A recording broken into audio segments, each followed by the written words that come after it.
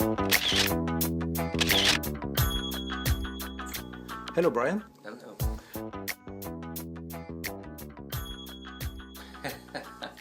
Oh my goodness. Well, the one thing that people don't necessarily know about me is that I do manage all of my own accounts. So every word that I publish, whether it's on social networks or in books, are my own. So I will start the day with Facebook, Twitter, Google Plus, and a blog search, and to see what conversations are taking place, what am I missing, what do I need to know, and what do I need to update comments or respond to people. So those are the usual networks. But then throughout the day, I'll use Foursquare, Instagram. Maybe that might be it for the core group. But then I will take time to blog on several different platforms and probably start the cycle all over again, check to see if there's been any conversations I missed throughout the day. It's a complicated answer because it's evolved over time. I think both you and I have been on Twitter since the beginning, and originally it was to sort of feel the pulse of society. And as an analyst, I used Twitter over the years for data mining. I would observe trends, I'd write reports on those trends based on how people were behaving and evolving on Twitter.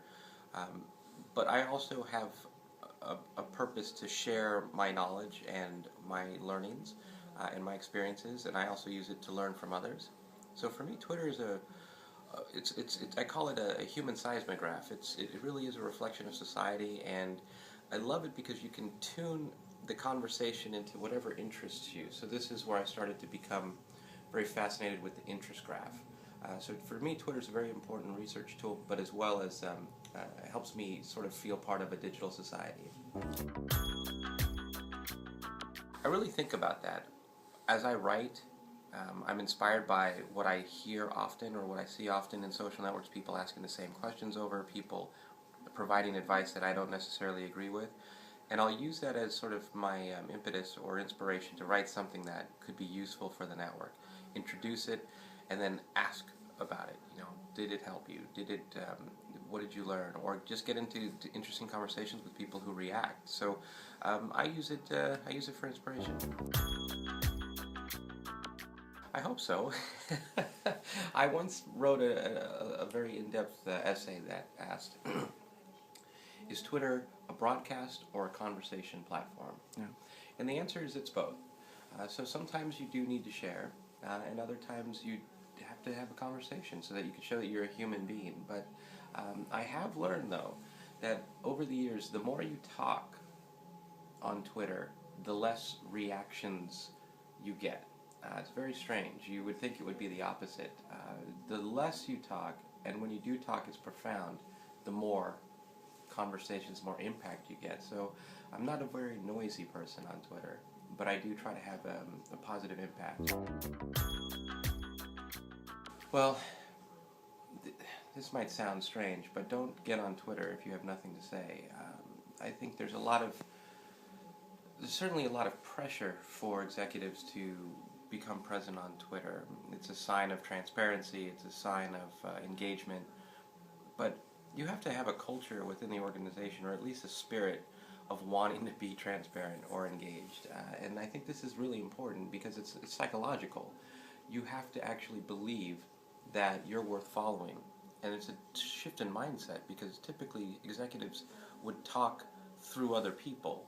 And it's an important shift because now people do business with people they like. And Twitter becomes not just a societal reflection, but a lens or a window into who you are as a person. And you can be a professional on Twitter that's worth following, but you also have to be human. And I know that sounds very simple, but that's the advice I would say is just be worth following. Be interesting. There's many.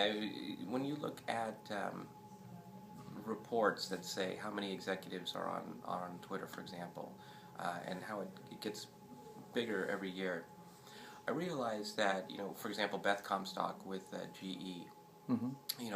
I follow her, but I actually end up tuning away from executives because I have to study the societal shifts, like human culture and what's going. And so I actually find it's going to sound really uh, maybe unbelievable, but I follow almost 3,000 people, and those are 3,000 people that I've hand selected. So I don't have a favorite. I follow those people because those are my panelists, if you will, in the survey. I see what they do and what they say and how they say it, and that's what feeds my data. I have a second account, Mr. Solis, which is different than @BrianSolis, and Mr. Solis follows 80 people.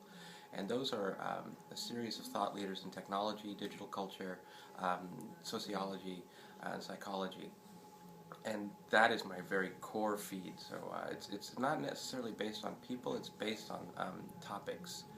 So this is why I talk a lot about the interest graph, because if you can find the 5, 6, or 7 things that are very important to you, Twitter is a perfect stream, like a television. You just change the channel to find a very interesting programming. I'll often create a quote on the spot. So a lot of people share quotes from Einstein and Mark Twain and their favorite philosophers. But I use Twitter as a way to inspire an original quote. And so I'll really think about it. And whatever emotion or mood that I'm in, it'll be the source of that quote. And those tweets do very well. They get a lot of retweets, but also they spark conversation. And that I feel kind of makes me feel alive in those moments. My worst tweet was actually when I was just a little human, honest. I was in Las Vegas and just sort of telling a funny joke, and it didn't go over very well. So I never really showed that side of myself ever again. Okay, thank you very much, Brian.